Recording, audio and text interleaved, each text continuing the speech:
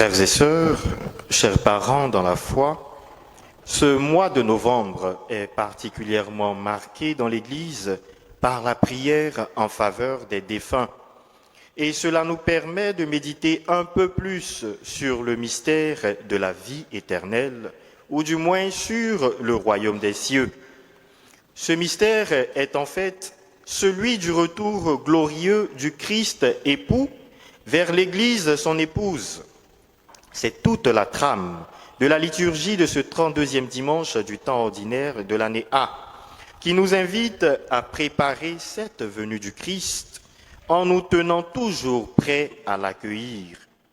Pour nous aider à comprendre l'urgence d'une telle disposition d'éveil, le Christ nous a livré une belle parabole dans l'Évangile que nous venons d'entendre.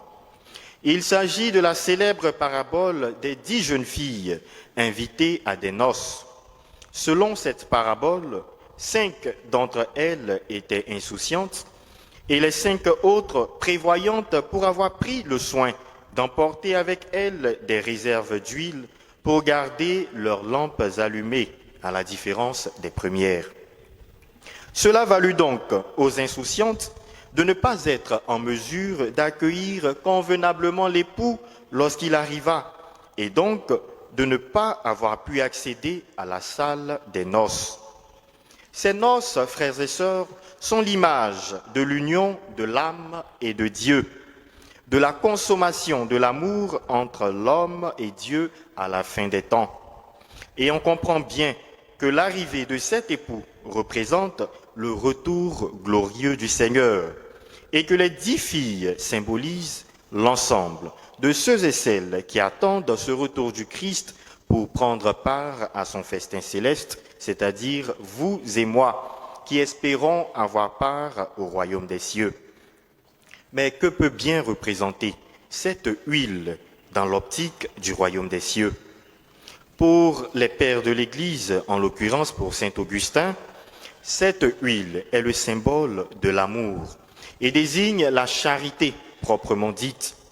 Dans cette optique, la lampe pourrait être vue comme la foi, de sorte que l'huile de la charité l'alimente, rende féconde et crédible la lumière de cette foi. En assemblant donc toutes ces pièces, essayons à présent de rentrer dans la compréhension de la vérité que nous enseigne le Christ à travers cette parabole. Alors, plusieurs enseignements s'y dégagent, mais nous en retiendrons 2 pour notre méditation de ce jour. Premier enseignement. Le fait de veiller dans l'attente du Christ n'est pas synonyme de ne pas dormir. Non, il s'agit plutôt d'être préparé. D'ailleurs, on remarque dans la parabole que toutes les 10 filles s'endorment, mais au réveil, certaines sont prêtes à aller à la rencontre de l'époux, tandis que d'autres ne le sont pas. C'est donc dire qu'il faut se préparer chaque jour à l'accueillir, car demain peut être trop tard. Frères et sœurs, menons ensemble cette petite réflexion. Un jour sera le dernier jour pour nous. Et si c'était le dernier jour aujourd'hui, serais-je prêt? Comment est-ce que je prépare ma rencontre avec le Christ? Est-ce que je me soucie du présent, de ma vie chrétienne, de ma vie spirituelle, de mon amitié avec Dieu? Ou alors, est-ce que je préfère me faire à l'idée que je me préparerai le moment venu en relativisant ici l'urgence de ma conversion présente? Frères et sœurs, cette dernière attitude manque de prudence et surtout de sagesse. Ce n'est pas sage du tout d'attendre le dernier moment pour se convertir. La sagesse chrétienne, c'est celle qui nous fait demeurer dans la présence de Dieu et donc qui nous fait vivre de sorte à agir comme Dieu le voudrait. Il nous faut rechercher cette sagesse et pour cause, la liturgie de ce jour nous a proposé à la première lecture un extrait du livre de la sagesse où nous avons pu lire ceci. Penser à elle, en parlant de la sagesse bien sûr, est la perfection du discernement. Et celui qui veille à cause d'elle, sera bientôt délivré du souci. Alors, frères et sœurs, que la sagesse divine nous habite pour que nous sachions dès à présent nous tenir prêts à rencontrer le Christ. Deuxième enseignement. Pour être prêt à accueillir le Christ époux, la lampe de la foi ne suffit pas. Il faut encore plus mener une vie chrétienne riche en amour et en charité pour le prochain. Lorsqu'on faisait les correspondances, nous avons dit que la lampe pourrait désigner la foi et l'huile pourrait désigner l'amour et donc la charité proprement dite. Mais qu'est-ce qu'une lampe sans de l'huile pour l'alimenter? C'est dire que la foi seule ne suffit pas. Il faut en plus de la foi être riche de cette huile qui alimente notre foi et cette huile, c'est nos actes de charité, c'est l'amour. C'est pourquoi, en vain, les filles insouciantes ont sollicité les filles prévoyantes qui malheureusement ne pouvaient les secourir, car l'amour qui anime la charité ne s'achète pas. Il se reçoit comme un don, se conserve dans le cœur et se pratique par les œuvres. Le Christ nous l'a dit à maintes reprises. C'est sur la base de l'amour que nous serons tous jugés. Par conséquent, il nous faut nous résoudre à agir par motif de charité véritable.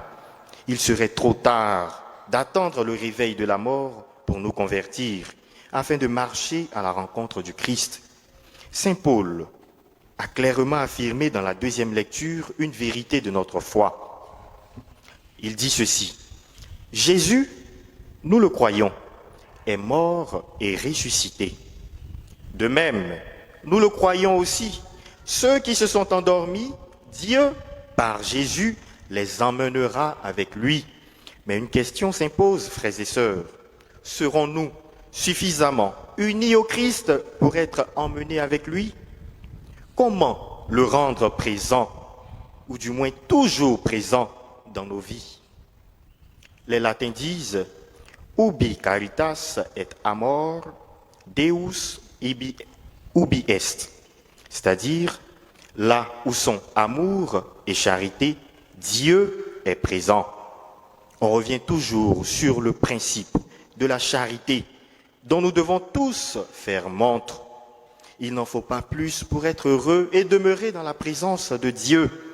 Du reste, sachons, frères et sœurs, que le Christ nous fait la grâce de sa présence à chaque célébration eucharistique, sous les espèces du pain et du vin qui deviennent son corps et son sang.